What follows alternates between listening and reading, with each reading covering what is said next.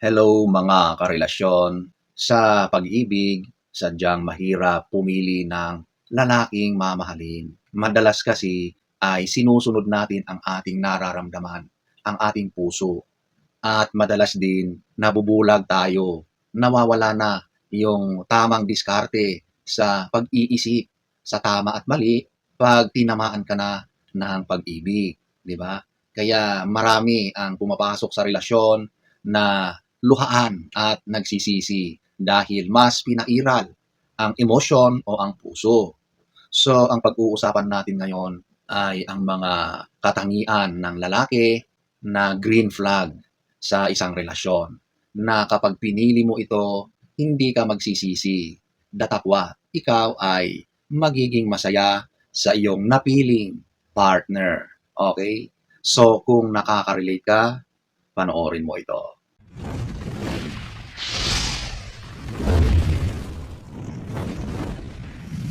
Number one, ito yung hindi ka minumura. Once na pinagsabihan ka ng lalaki ng mga pananalita na bastos, hindi ka tanggap-tanggap, pagmumura, galit na galit, napakalaking red flag yan, okay? Ibig lang sabihin yan, ang lalaki na yan ay hindi niya kayang kontrolin ang kanyang emotions. Kumbaga, nakakapagbitaw siya ng mga salita na masasakit dahil sa bugso ng kanyang damdamin. Mahirap ang ganyan. Kapag naging kayo na tiyak, yan ang almusal, tanghalian at hapunan mo. May mga lalaki na kahit sila ay mapagmahal, naturingan na mabait, pero may mga ganitong mga issue sa kanilang anger management. Ang mga ito, kapag pumasok na sa relasyon, nahihirapan din nilang kontrolin. Maaring sa mga unang pagkakataon, nagagawa pa nilang pigilan ang sarili nila. Pero in the long run, lalo na kapag naging kampante na kayo sa isa't isa, nako, siguradong lalabas ang mga yan. At sa isang long-term relationship, napakahirap yan kasi sigurado na madalas na away, madalas na verbal abuse ang maririnig mo sa ganyang tao. So kapag nakita mo na yan sa isang lalaki, umiwas ka na, okay? Lalo na kapag paulit-ulit na ang mga ganyang ginagawa sa iyo. Walang puwang ang pambabastos at pagmumura sa isang relasyon. Okay? Number two, ito yung nag-e-effort siya. Napakahalaga sa isang relasyon na nakikita mo yung partner mo na siya ay gumagawa ng mga paraan para sa ikabubuti ng inyong relasyon. Effort sa relasyong romantic, ito yung mga pagpapakita na mahal ka niya, mga paglalambing, mga pagsasabi ng mga matatamis na pananalita tungkol sa pagmamahalan ninyo. Sa usaping ekonomiya o pinansyal, nagiging mas masipag siya sa kanyang trabaho. Nagsusumikap siya para mas i-upgrade o mas maging productive pa siya sa aspetong pinili niyang karir o trabaho. Sa aspetong personal naman, sinisiguro niya na kaakit-akit pa rin siya sa paningin mo. Inaayos pa rin niya ang sarili niya. Hindi siya nagpapabaya. Kaya lagi kang naaakit, nabibighani sa kanya dahil sa paningin mo, ang pogi, ang gwapo niya lagi, di ba?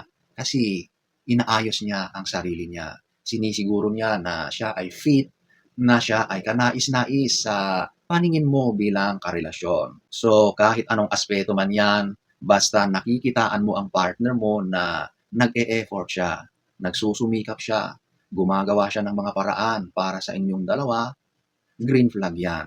At yan yung mga uri ng lalaki na kapag naging kasama mo yan sa habang buhay, sigurado na magiging maayos, masaya, matatag ang pagsasama ninyo. Okay? Number three, nire-respeto ka, may respeto. Alam nyo sa isang relasyon, kapag may respeto kayo sa isa't isa, all the rest will follow in a positive way. Okay? Kasi kapag may respeto ka sa isang tao, sa iyong partner, lahat na ng ginagawa mo ay nakaangkop o nakaangkla sa tamang mga gawain. Okay? Hindi ka gagawa ng mga bagay na alam mo na masasaktan ang partner mo.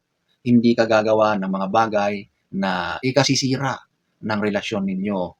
So halos lahat na ng mga masasamang gawain kapag may respeto ka sa karelasyon mo, hinding-hindi mo yun gagawin, okay?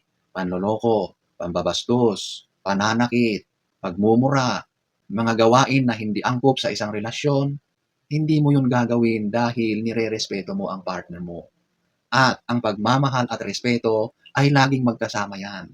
Hindi mo pwedeng sabihin na mahal kita, pero binabastos mo naman siya. Hindi po ganon, okay?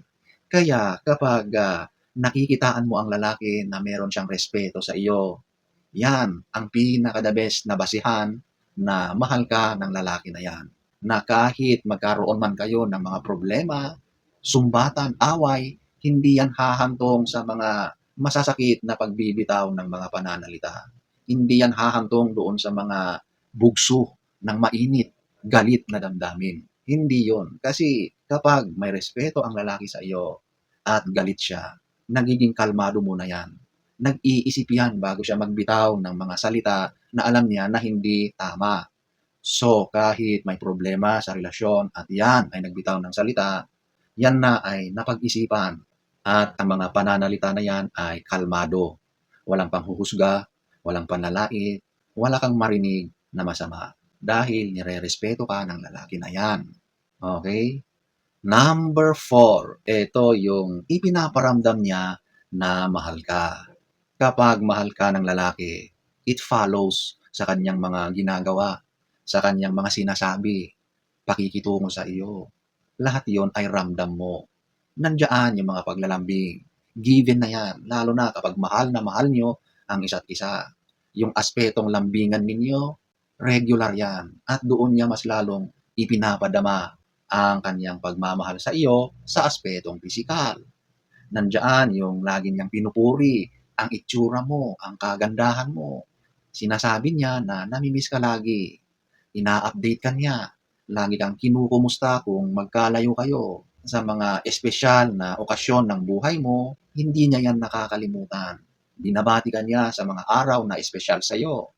Sa mga anniversary niyo, gumagawa siya ng mga effort at ipinaparamdam niya na yon ay mahalaga sa kanya. Espesyal ang araw na yon. Okay? Ang mga ganitong mga bagay ay nagpaparamdam na mahal ka ng lalaki. Kahit pa yan ay maliliit at simpleng mga bagay, pero nararamdaman mo sa partner mo na yun yung way of showing his love. Napakasarap isipin ang mga ganyan. Napakasarap namnamin sa puso.